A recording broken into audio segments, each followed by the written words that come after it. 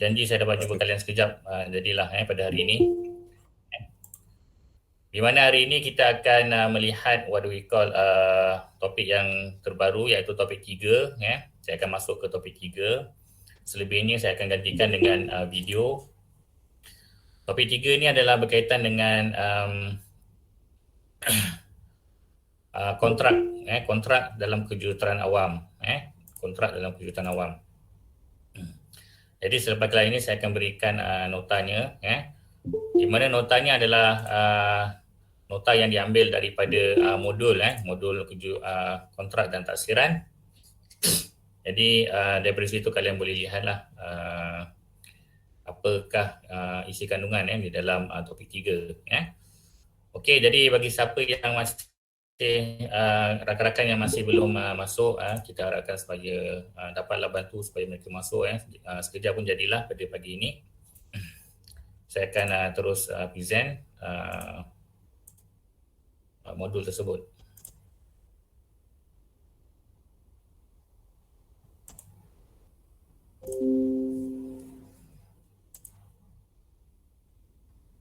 Saya punya komputer pun dah ni dah hang Okey, dah jadi slow. Okey, sebelum tu saya harap kalian semua berada dalam keadaan yang sihat di college.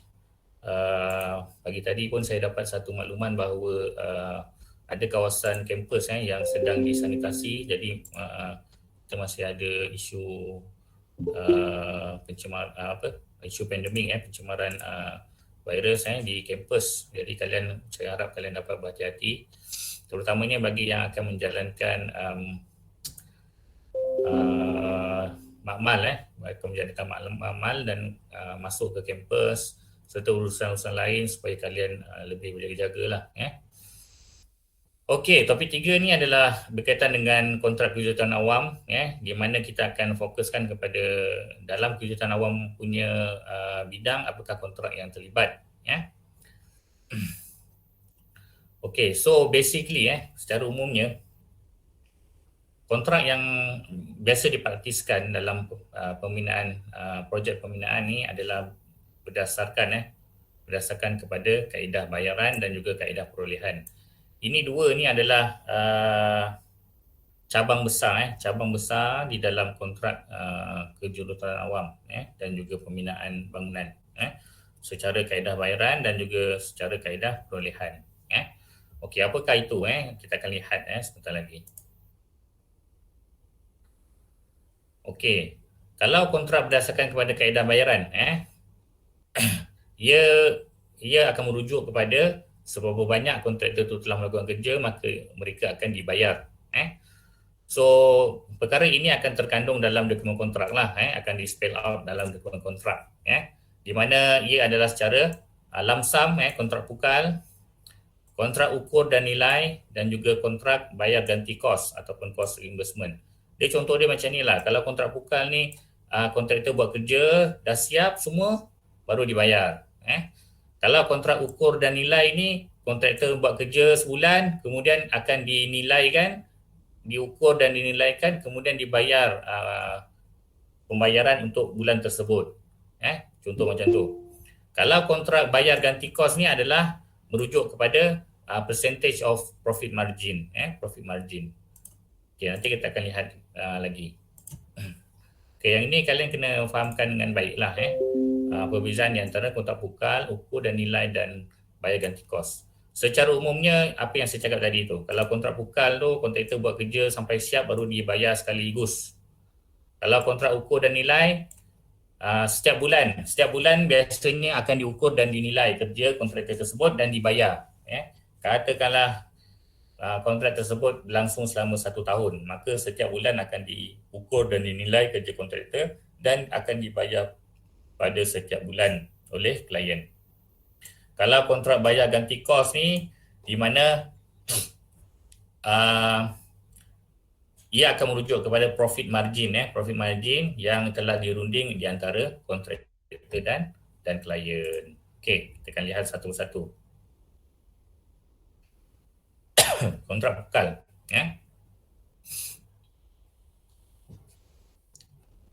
Okey, kontrak ini sorry. Okey, ada lagi rakan yang nak masuk. Okey, kontrak pukal ni kontraktor setujulah untuk laksanakan kerja mengikut pada lukisan ataupun spesifikasi ataupun bill of quantity BQ yang dalam kontrak yang terletak di dalam dokumen kontrak. Ia biasa diamalkan di Malaysia dan juga penggunaan kontrak jenis ini bergantung kepada kecukupan maklumat dan masa yang diperuntukkan masa penyediaan dokumen tender. Okey, dia dalam kontrak pukal ataupun kontrak lamsam ni dia ada dua kaedah dia ada dua kaedah untuk kita nilaikan kontrak tersebut. Yang pertama adalah menggunakan senarai kuantiti, yang kedua adalah menggunakan lukisan dan spesifikasi. Ini kalian kena faham Kalau kontrak pukal berdasarkan kepada senarai kuantiti, maka dalam dokumen kontrak ataupun dokumen kontrak dan tender dokumen kontrak dan tender hanya ada senarai kuantiti sahaja, di mana daripada senarai kuantiti itulah kontraktor kena nilaikan harga projek tersebut berapa. Kalau kontrak lamsam berdasarkan kepada lukisan dan spesifikasi, maka dalam dokumen kontrak dan tender itu hanya ada lukisan dan spesifikasi saja. Dia tak ada senarai kuantiti. Di mana lukisan berdasarkan kepada lukisan dan spesifikasi ini, kontraktor kena nilaikan harga projek tersebut. Okey. Baik. Di antara dua ni di antara senarai kuantiti dan juga lukisan dan spesifikasi, yang paling cepat untuk dibuat dokumen tender ni adalah lukisan dan spesifikasi. Sebab dalam dokumen tender yang dimajukan oleh majikan hanya ada lukisan dan spesifikasi saja, dan daripada situ kontraktor kena hargakan. Tapi kalau melalui senarai kuantiti pula, dalam dokumen tender tu kena ada senarai kuantiti. Macam mana nak keluarkan senarai kuantiti? Senarai kuantiti akan dikeluarkan berdasarkan kepada lukisan dan spesifikasi. Jadi kerjanya rumit sedikit. Biasanya akan dibuat oleh quantity surveyor. Akan dikeluarkan oleh quantity surveyor. Kalau merujuk kepada dokumen kontrak piawai, standard form of contract, untuk senarai kuantiti kita akan gunakan borang kontrak JKR 203A, tetapi untuk lukisan dan spesifikasi kita akan gunakan borang kontrak JKR 203. Tasya saya dah berikan kedua-dua contoh borang ini. Kalian boleh lihat dia punya tajuk muka depan dia. Kalau 203A ni adalah berdasarkan kepada senarai kuantiti. Kalau JKR 203 saja hanya berdasarkan kepada lukisan dan spesifikasi. Kedua-duanya ini tergolong ataupun terkandung dalam boleh terkandung di dalam kontrak jenis lamsam, kontrak pukal. Okey. Yang seterusnya adalah kontrak ukur dan nilai. Kontrak ukur dan nilai. Di mana kontrak ini jumlah harga kontrak hanya akan diketahui selepas penyiapan kerja dengan mengukur dan menilai kerja yang telah dilaksanakan. Okey. Kalau kita lihat contoh dokumen kat sini, daripada contoh dokumen kat sini, ini adalah boleh dikategorikan sebagai dokumen bill of quantity. Kuantiti apa yang kita kirakan? Contoh yang pertama adalah kuantiti untuk kerja dinding bata. Brick wall ni adalah dinding bata. Kemudian kerja dinding bata tersebut menggunakan simen mortar. Kalau dinamakan simen mortar saja, di mana kita kena faham bahawa ia adalah satu concrete slurry, concrete slurry di mana kita tak ada batu bau kasar. Kita tak ada batu bau kasar. Kita hanya ada pasir. Kita hanya ada pasir. Maksudnya di sini adalah simen mortar ni nisbah dia 1 nisbah 6 merujuk kepada 1 tu adalah simen, 6 tu adalah pasir. Kalian kena faham dan kalian kena ingat bahawa simen punya nisbah adalah sedikit berbanding dengan nisbah-nisbah yang lain. Jadi di sini adalah 1 nisbah 6 bermaksud 1 adalah simen dan 6 adalah pasir. Okey. Jadi kalau merujuk kepada kerja ini, one brick wall in common bricks in cement mortar as specified ni, kerja-kerja brick wall, kerja-kerja dinding, dinding bata, unit dia adalah meter square. Kenapa meter square? Sebab brick wall tu adalah dalam bentuk yang nipis, dikirakan sebagai nipis, nipis. Jadi ia punya unit hanyalah meter square, dan kemudian rate ini akan diberikan oleh quantity surveyor di pihak klien. Dia bagi rate lah RM72.90. Jadi tugas kontraktor adalah untuk menilai sama ada rate tersebut akan ada increasing ataupun decreasing of percentage. Sebab kadang-kala rate ini bukanlah rate yang terkini. Quantity surveyor di pihak klien mungkin menggunakan rate ini merujuk kepada rate pada tahun 2020 katakanlah. So jadi pada tahun 2022 untuk projek yang baru tu mungkin rate ini akan berubah. Jadi perubahan ini akan dicatatkan oleh kontraktor lah. Walaupun demikian, rate juga akan berubah mengikut kepada lokasi. Biasanya harga di Kuala Lumpur for example tak sama dengan harga di Kedah. Kadang-kadang kita dapat lihat perbezaan dia. Jadi kat situ kita akan mengambil kira lah percentage perubahan rate tersebut yang telah disenaraikan oleh quantity surveyor. Okay, ini adalah merujuk kepada kontrak ukur dan nilai. Ukur dan nilai. Oh ya, sebelum tu maafkan saya kalau diikutkan kontrak pukal juga, lump sum juga, ia juga boleh dibayar kepada kontraktor secara interim. Interim tu maksudnya kalau projek tersebut berlangsung selama setahun, maka kontraktor boleh membuat claim ataupun membuat tuntutan per month secara interim lah. 1 bulan berapa dituntut, 1 bulan akan datang berapa dituntut. Jadi maksudnya, tapi yang penting sekali at the end of the construction, harga lump sum yang telah dimeterai sewaktu suatu kontrak ditandatangani itu perlu dipatuhi. Itu perlu dipatuhi. Okey, kemudian kontrak ukur dan nilai seperti yang tadi kita telah bincangkan, kontrak ukur dan nilai seperti yang kita telah bincangkan tadi, yang mana ia akan merujuk kepada percentage perubahan. Kenapa? Sebab apabila skop kerja tak diketahui dengan tepat dan projek hendak dilaksanakan dengan segera. So that's why yang saya explain tadi, rate yang disediakan oleh jurukebahan mungkin akan rendah, lebih rendah daripada rate semasa ataupun rate terkini. Jadi kat sini kita akan ada percentage increment or decrease. Sorry. Okey, seterusnya. Kontrak bayar ganti kos. Kontrak bayar ganti kos. Kontrak ini yang mana yang merujuk kepada yuran ataupun kita gelar dia sebagai profit margin lah. Profit margin kepada kontraktor. Okey. Dekat sini, suatu meterainya tanda tangan untuk kontrak pembinaan tersebut, ada 3 kaedah yang boleh dijalankan mengikut kepada cost reimbursement ni. Yang pertama, kontrak kos tambahan peratusan yuran ditetapkan. Okey, ini akan merujuk kepada contoh. Kita lihat contoh terus, kamu akan jelas. Okey, kamu lihat contoh di sini. Contoh di sini. Okay, secara umumnya dalam construction cost, kita ada cost upah, upah untuk kontraktor. Kita ada cost bahan binaan, di mana kontraktor beri bahan binaan. Kita ada cost untuk kerja-kerja subkontraktor, di mana subkontraktor akan bekerja dengan main kontraktor untuk kerja-kerja tertentu, dan kita ada cost untuk jentera dan lonji. Okay. Jadi kalau diikutkan kepada contoh ini, katakanlah kos sebenar untuk upah adalah RM500,000. RM500,000.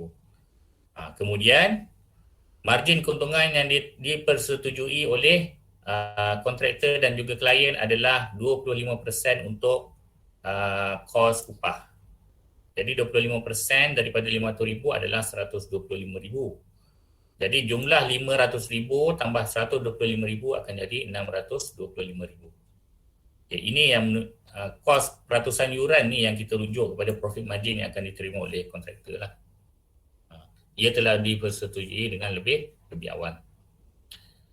Okey, jadi jumlah yang ada di sini, selepas ditambah dengan kos keuntungan ataupun yuran, inilah jumlah kos projek sebenar, 1.99 juta. Ini adalah aplikasi yang pertama, kontrak kos tambahan peratusan yuran ditetapkan. Okey, memang ada yang mengamalkan perkara seperti ini. Yang kedua, kontrak kos tambahan yuran ditetapkan ni berbeza sedikit. Berbeza sedikit. Kita lihat contoh di sini Terus lihat contoh di sini. Okey, seperti tadi kita ada kos untuk upah, bahan binaan, kerja subkontraktor dan jentera. Kita gabungkan sekali semua kos tersebut tanpa profit margin, tanpa yuran. Kita dapat 1.75 million. Kemudian kat sinilah baru yuran ataupun profit margin kontraktor. 100,000. Jadi jumlah keseluruhan projek adalah 1.85 juta.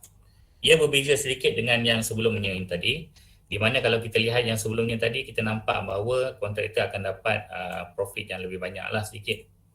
Tapi yang ini kontraktor dapat profit yang berkurangan lah sedikit. Tapi ini dinamakan sebagai kontrak kos tambahan yuran ditetapkan. Okey. Yang seterusnya kos tambahan yuran berubah ataupun kos sasaran, di mana ini adalah kos sasaran. Sasaran bagi siapa? Sasaran bagi klien. Sasaran bagi klien. Kalau kita lihat contoh terus, lihat contoh di bawah ni. Lihat contoh yang pertama ni dulu. Lihat contoh yang pertama ni dulu. Kalau dilihat, kos sasaran oleh klien cakap bahawa okey, projek ni kita punya kos target kita adalah 2 juta saja. Kita tak nak lebih daripada 2 juta. Jadi ada satu deal yang telah ditetapkan kepada kontraktor bahawa okey, this project will be commenced with budget of not more than 2 million. Okey. Jadi bagaimana klien nak memberikan motivasi kepada kontraktor? Jadi begini Okey, mula-mula sekali dikira kos sebenar untuk upah, bahan binaan, kerja subkontraktor dan jentera logi sebanyak 1.75 juta. Ini adalah kos sebenar lah. Kos sebenar untuk 4 perkara tadi itu. Kemudian akan ditambah dengan profit margin. Okey, profit margin kontraktor 100,000. Kemudian untuk membina motivasi kepada kontraktor supaya tidak melangkaui kepada kos sasaran 2 juta tadi tu untuk projek tersebut, maka setiap penjimatan yang telah diperolehi oleh kontraktor akan diberi sebanyak 20%. 20% ni adalah rundingan. Tak semestinya 20%, mungkin 30%, 40% dan sebagainya. Tetapi dalam contoh ini kita letakkan 20%. 20% ke atas apa? Ke atas beza. Ke atas beza di antara 2 juta dengan kos 4 bahan tadi. Okey, beza 2 juta tolak dengan 1.75 juta, kita akan dapat 250,000. Okay. Ini adalah penjimatan kepada klien di mana kontraktor dapat bantu klien untuk jimatkan 250,000, tidak termasuk untung. Jadi daripada 250,000 yang dapat dijimatkan oleh kontraktor, klien dengan baik hatinya dia diberikan 20% daripadanya kepada kontraktor. 20% daripada 250,000 adalah 50,000.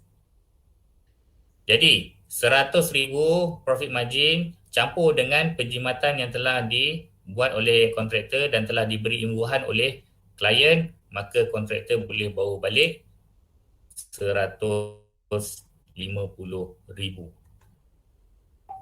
Ini dikira keseluruhannya sebagai profit margin untuk kontraktor. Jadi di sinilah kita dapat lihat bahawa ada cara bagaimana ada cara bagaimana klien nak memberikan motivasi kepada kontraktor supaya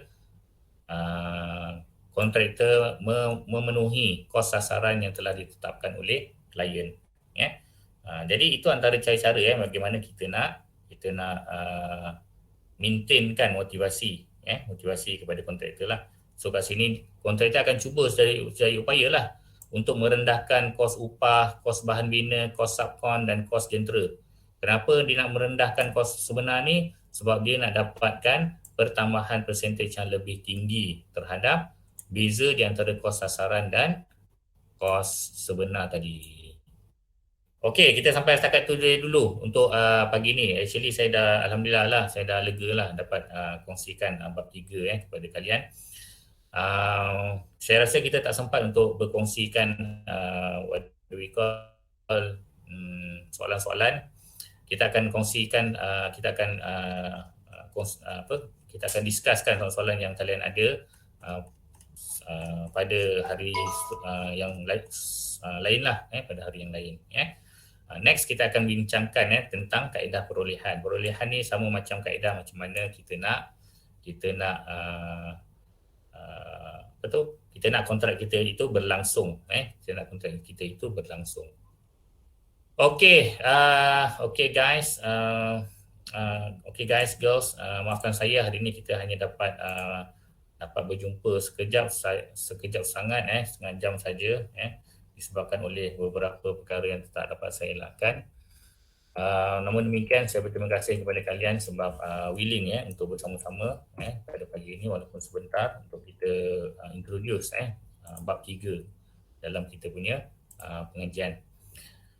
Okey, walaupun demikian saya akhiri kita punya sesi ini dengan mohon supaya kalian jaga SOP pandemik dengan baik.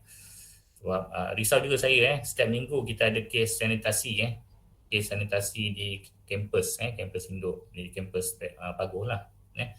Jadi kalian kena berhati-hatilah sewaktu kalian masuk ke kampus dan sebagainya. Okey, saya sudahi sesi pagi ini dengan Assalamualaikum dan terima kasih. Bye. Thank you. Terima kasih tuan. Kurang bersedia. Terima kasih tuan. Terima kasih.